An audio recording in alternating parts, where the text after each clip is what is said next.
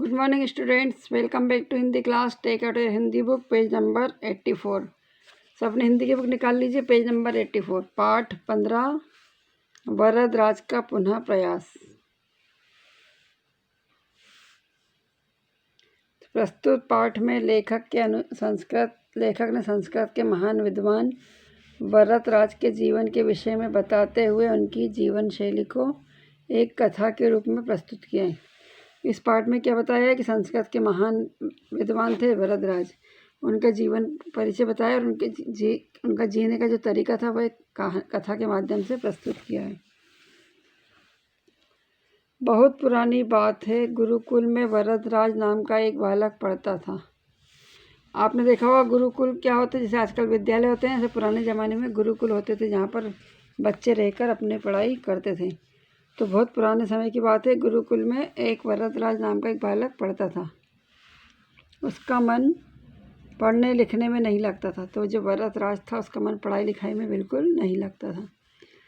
सभी विद्यार्थी उसका मजाक उड़ाते थे, कोई उसे बुद्धू कहता तो और कोई मूर्खराज।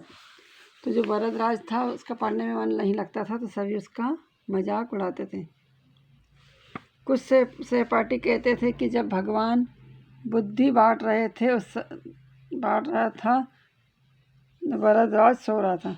तो कुछ लोग उसके दोस्त क्या बोलते थे कि जब भगवान बुद्धि बांट रहा था तो वरदराज सो रहा था। उसे स्वयं भी यही लगता था कि वह बुद्धू है, मूर्ख है, इसलिए वह पढ़ लिख नहीं सकता। तो जब उससे ऐसी बातें करते थे लोग, तो उसके मन में भी ऐसा लगता था कि वह बुद्धू है, इसलिए वह पढ़ लिख नहीं सकता। गुरुजी उसे बहुत समझाते, लेकिन वरदराज की समझ में कुछ नहीं आता था। गुरुजी उसको बहुत पढ़ाई लिखाई की बातें समझाते थे, लेकिन उसको समझ में नहीं आता था।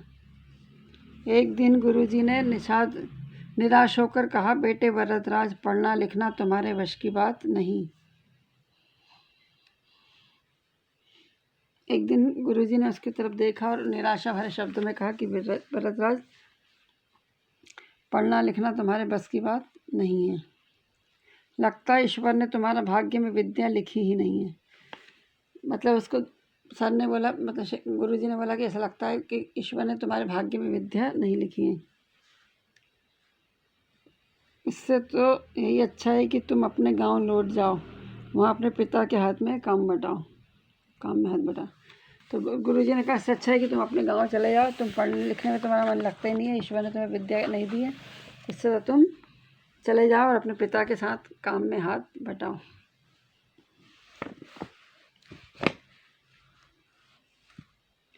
गुरुजी की बात सुनकर वरदराज को बड़ा दुख हुआ। जब गुरुजी ने उससे ऐसा कहा तो उसको बहुत दुख लगा।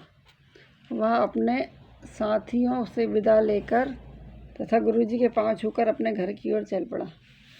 जब उसको गुरुजी ने ऐसा कह दिया था कि तुम्हारे पढ़ने लिखने के तुम्हारी बस की बात नहीं है, तो तुम अपने जाके अपने पिता का हाथ बटाओ, तो वह अपने दोस्तों से विदा लेकर गुरुजी के पांव छूकर घर की ओर निकल पड़ा। चलते चलते वह थक गया, उसे भूख भी सताने लगी। वो अपने गांव जाने के लिए पैदल चल रहा था, तो भूख उसको लगने लगी थी। रास्ते में खाने के लिए गुरुजी ने उसे थोड़ा सा सत्तू दिया था। जब वो गुरुकुल से निकल रहा था तो गुरुजी ने उसको खाने के लिए थोड़ा सा सत्तू दिया था। उसे उस सत्तू की याद आई। उसने अपने थैले से सत्तू निकाला और एक और बैठकर उसे खाने लगा।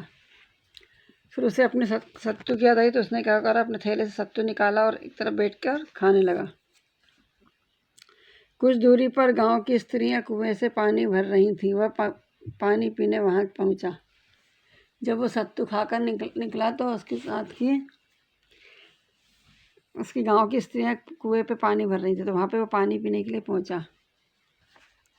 उसने स्त्रियों से पीने के लिए पानी मांगा। जब स्त्रियां रस्सी से पानी खींच रही थी, अचानक उसका ध्यान कुएं की जगह पर बने गड्ढों की ओर गया।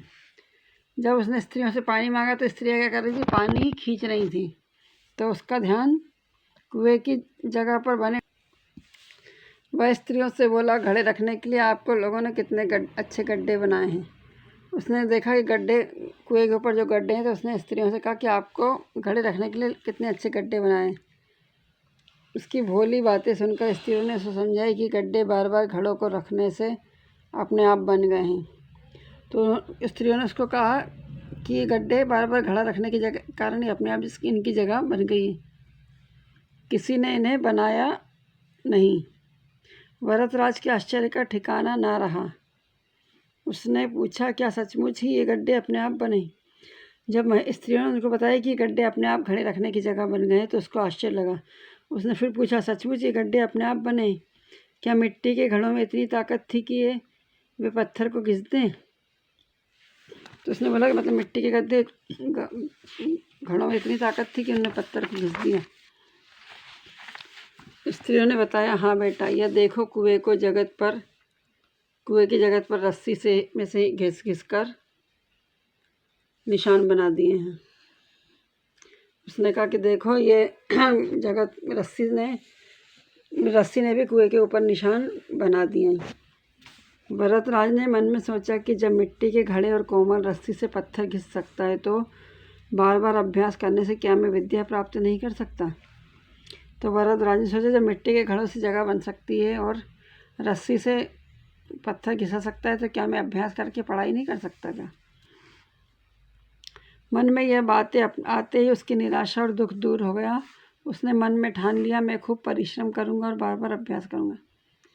अब उसके अंदर जो निराशा और दुख था वो दूर हो गया। उसने मन में विचार कर लिया कि अब मैं खूब परिश्रम करूंगा और बार बार अभ्यास करूंगा। वह गुरुकुल लौट आया। गुरुजी को प्रणाम करके उसने उन्हें अपने मन की बात बताई। फिर वो वापस गुरुकुल की तरफ लौटा और अपने गुरुजी को प्रणाम करा। उसने अपने मन की बात बताई। सारी बात सुनकर गुरुजी प्रसन्न हो गए। जब उसके मन की दृढ़ इच्छा देखी गुरुजी ने तो गुरुजी प्रसन्न हो गए। उन्होंने उसे पुनः पढ़ाना शुरू किया। भरतराज खूब मन लगाकर पढ़ने लगा। अब उसे उन्होंने पढ़ाना शुरू किया गुरुजी ने, और वो अपनी मन लगा के पढ़ने लगा। वह अभ्यास के महत्व को समझ चुका था। कुएं की घटना ने उसे कायाकल्प कर दिया। उसने अब मेहनत का फल देख लिया था कि अभ्यास बार बार करने से क्या होता है। जैसे कुएं की घटना से पता चली थी, बार बार एक पत्थर के ऊपर मिट्टी का घड़ा रखा था, उसने अपनी जगह बना ली। रस्सी ने कुएं में अपनी जगह बना